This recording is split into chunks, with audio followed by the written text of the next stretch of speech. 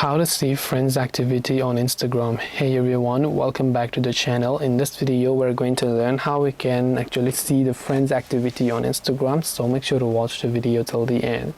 Now if you want to see the activity of your friends on Instagram, so basically when you open up Instagram, there isn't a direct way to see it, but there are some indirect ways. Now first is, if you are on the home page and if you scroll here, you will see liked by some of the people that you follow. So if you know someone, then they will basically show the name of the person you follow if they like that same post from the suggested tab that you can see.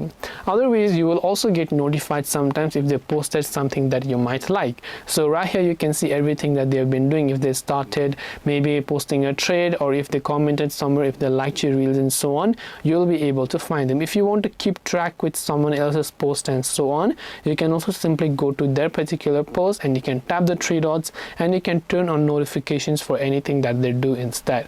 So I hope that the video helped you understand. If you have any questions, feel free to leave them down below. Thank you for watching and see you soon in the next video.